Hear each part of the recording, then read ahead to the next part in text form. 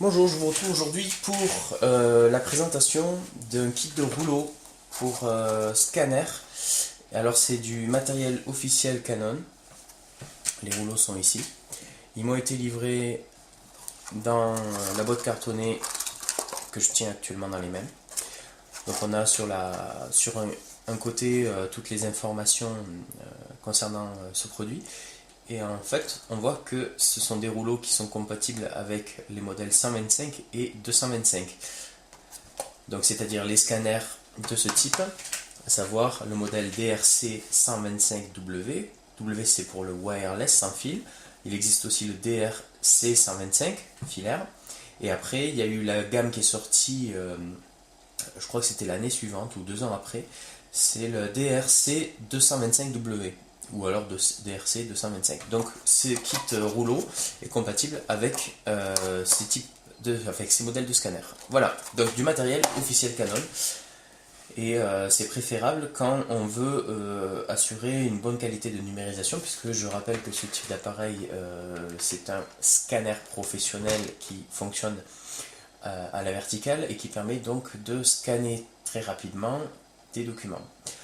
Alors là, j'ai un modèle DRC 125W. Je vais vous montrer comment remplacer les rouleaux lorsqu'ils sont en fin de vie.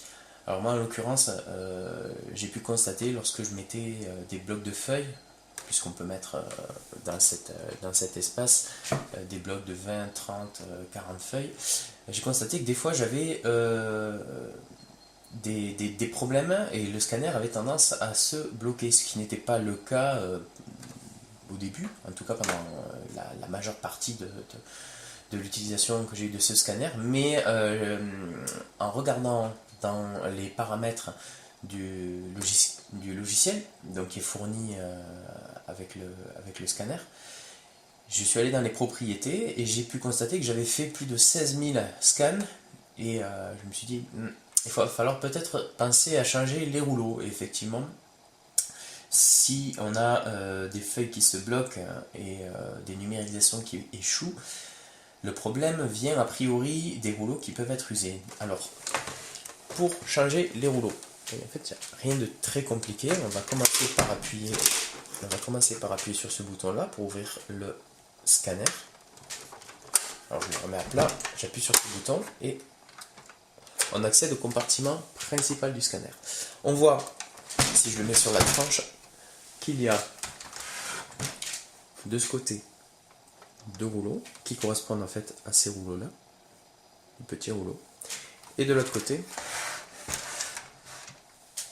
ici on a des rouleaux plus gros qui correspondent à ces rouleaux-là. Et on a un cache en plastique bleu qu'on va pouvoir retirer très facilement. Alors on va commencer par celui-ci. Je vais exercer une petite pression sur la gauche et il va tout simplement s'ouvrir. Et sur ce type de rouleau là, en fait, si je regarde sur le modèle que j'ai neuf, sur un côté on a une encoche. Je vais faire peut-être, je sais pas si vous allez bien voir, on a une encoche ici, et donc il va falloir simplement, la seule chose à regarder, c'est veiller à ce que le jeu de rouleau se mette bien sur l'encoche avant de le refermer. Donc j'ai juste à le sortir en le tirant vers moi très légèrement, j'ai même pas besoin de forcer, ça vient tout seul. Et là je retire mon ancien jeu de rouleau. Voilà.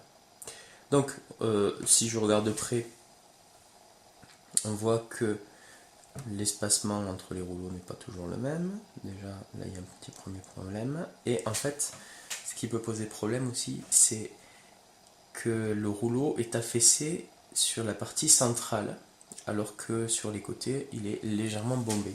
C'est ça qui fait que les feuilles, des fois, sont mal prises. C'est parce qu'il a tellement numérisé que la bande en caoutchouc s'est affaissée sur certaines parties du rouleau. Et bien donc, il suffit simplement de remplacer. Donc je vais repositionner le nouveau rouleau à la place, qui lui ne présente pas de déformation à certaines parties. En fait, ça me fait penser un petit peu aux pneus de voiture, hein, qui vont s'user sur certains bords, selon le type de conduite. Ben là, il faut remplacer quand c'est trop usé. Donc je vais le repositionner en faisant attention à bien que ça se mette au niveau des clips. Voilà, j'ai même pas eu à forcer. Oups. Voilà, et je referme le cache-bleu. Et là, le scanner. À nouveau, les rouleaux bien positionnés. On va faire la même chose de l'autre côté. Pour enlever les gros rouleaux, j'ai simplement à retirer le cache-bleu par-dessus, comme ceci. Et je vais retirer le gros rouleau présent. Et on voit qu'il y a encore un système ici d'encoche. Il va simplement falloir veiller à ce que les encoches sur le nouveau rouleau soient positionnées au bon endroit, et puis c'est tout. Donc, pour quand même que vous y voyez bien, je vais mettre comme ceci. Et je vais glisser le nouveau rouleau dans l'emplacement prévu. Et après, j'ai juste à veiller à ce que ça rentre bien. Voilà. Là, il est rentré dans l'encoche, je referme.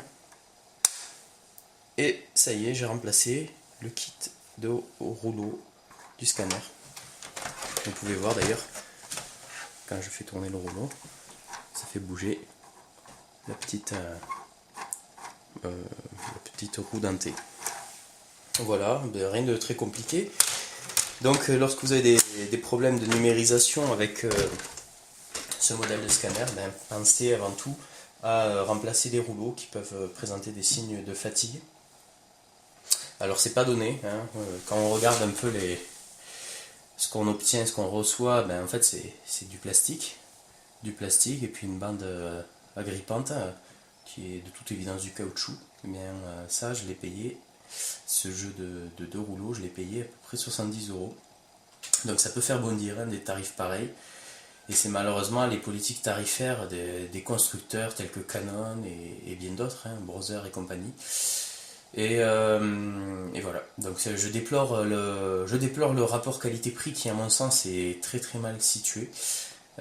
Pour le reste, je vais pas. Voilà, on est sur du matériel officiel, donc on a en contrepartie de la qualité, et je pense que je suis avec le scanner reparti pour de nombreuses numérisations avant de rencontrer à nouveau ce type de problème. Donc voilà, moi j'ai eu besoin de changer ces rouleaux à partir de 15-16 000 numérisations.